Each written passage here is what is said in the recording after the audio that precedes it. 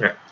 Hey guys, this is Anthony from Atwo Studios, bringing you yet another game dev update. Um, so, I think I didn't post last week, as last week was kind of a big week in terms of getting our game Roy onto the App Store, specifically the Apple App Store. So much of last week was spent trying to figure out how to export and kind of put it up on the store. So I didn't have much work done on the game I'm working on. Um, but I do have a few things to go over for this week also. So I guess besides saying that, I also mentioned in the previous game dev video, I kind of introduced it, the game being a spot the difference game, type game, and I just kind of went over what I thought the game would have in it, some features, not all of it so far. But yeah, just kind of an overview of it. If you missed that one, go back and watch it. I do kind of explain what this game's about in general, as well as some other things too. So this week I'm gonna kind of show you what I've progressed on so far with this game. So if I boot it up here, we do have the Made in Unity logo. Nothing's set for that. Now, you can see I have a lot more things going on in this game than last time. So, I swapped out 2D images and decided to go with 3D objects instead because I thought that would be a lot more difficult and a lot, I guess, more pleasing to look at for the player for that. So there's that, and then B, you can see a little bit of UI going on in here. It's not all set up entirely properly. I just slapped it on there for now so I can see what exactly is going on in this game. Let's see, so if right now you can see the game's paused. So I do currently have pausing going on in this game. I'll just have to reconfigure that to account for a pause screen or this when the game ends. You can see that I have a timer going. I'll have to tweak that a little bit. For the most part, it does a pretty good job counting time in seconds and milliseconds is kind of what I was looking for. So that's pretty good. I also have misses up there. I'm thinking I'm going to change those entirely with new artwork, but the whole point of a miss counter is functional, which is a good thing. I do have a replay button, so when the game would end or when you lose out of your rounds, basically you would be prompted with a screen that would calculate how much gold essentially you would get and tally it all up for you, and then you'd have a button to replay the game again or go to the main menu for that. So I do have that going, so if I go and I click this replay button, you're going to notice it's going to restart the whole game. Boom, my new object spawn. Let's see if I can find the wrong one here. This specific object's a little tricky. I am working with a friend of mine who's doing my art. So this one in particular is a little hard to figure it out unless you look very carefully. So if I get a new one here, I forget what the difference is on this one. Yeah, I haven't spent a whole lot of time seeing all the differences in all the objects. I can do a few.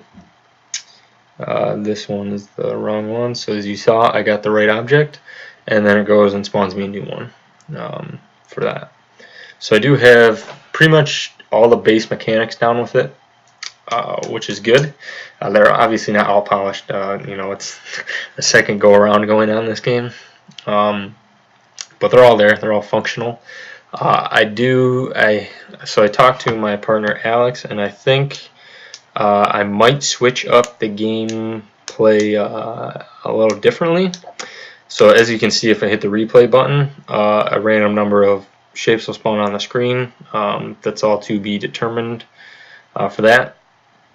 But another thing also you can see is that these objects rotate on their own. They spin around, they give me a good kind of try and get a full view of the object so I can see what's going on.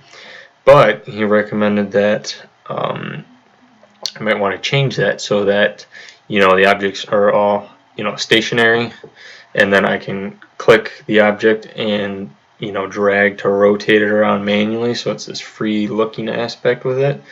So it'll give me, the player, kind of more control of what's going on in the game, and then if I feel I'm faster than that's rotating right there, I could potentially look through more objects and be faster at uncovering the wrong object for that too. So I'm going to have to look into kind of how to code that. I've never done something like that, so it's going to be something new for me to be able to have these touch commands that allow the player to kind of twist the object around freely for that. But with that being said, I won't be able to have nearly as many objects on the screen, because that would be really tough since you're manually trying to find it, opposed to it all rotating on the screen like that. So I'm going to have to look in that in the next week or so. But I might come back with another dev video, and that might be the case for that. Otherwise, I probably will go with this idea and see how that works out. So I'll have to weigh the two options out and find which is best. But for you people that do watch this video, feel free, if you have any comments on that or suggestions, if you think that would be a better idea and would like that in the game, feel free to let me know. Any feedback is helpful for that. That's as far as I worked on this game. Like I said, this last week was a lot of store configuration, if you will, for our game Roy. I can say that I did receive an email from Apple saying our app was accepted into the App Store, and it will take up to 24 hours for the store page to become live on Apple. So that's pretty exciting for us. I guess following up on that, I think this next week we will do a lot more remarketing of the game Roy and kind of change some things around in terms of our presentation for it, and hopefully that results in more downloads. Two, if you had an iPhone and you weren't able to download the game before, you will now be able to download the game and try it out and let us know how what you think about it, and if it's good, if it's bad, please let me know, because any feedback is helpful for that. And so yeah, hopefully we get more people to try it, and hopefully if you couldn't before, you could now. In the future, I do have some cool announcements to announce for that, but at this time I will not tell you guys about it, so stay tuned in the future for some cool updates with our company and with the game Roy specifically. So watch out for that. And then kind of topping this off, next week I'll be doing a lot of remarketing for game Roy, so hopefully we get a lot more downloads since we're on 2 platforms now. And then you guys know where to find us at atwostudios.com. You can follow us on Twitter at Atwo Studios, like us on Facebook at Atwo Studios. Check out our YouTube, which that's where these videos are posted, at Atwo Studios. And then check out our website too. On there I do have a Discord, so if you guys want to get in contact with us and either let us know that you like the game or hated it, or chat us up, we do have a Discord channel. So we'd really push for you guys to join that and be able to contact us and talk to us about it, because it's better for us to know. We can't read your minds on what you think about it. If you don't say anything, it's impossible for us to know. So yeah, we would we would appreciate that if you guys did that. That's it. So stay tuned for next week's video. There'll probably be a little bit more about marketing and less about game development, but I can't verify for sure. So yeah, I'll see you guys next time, and thanks for checking out this video. Peace.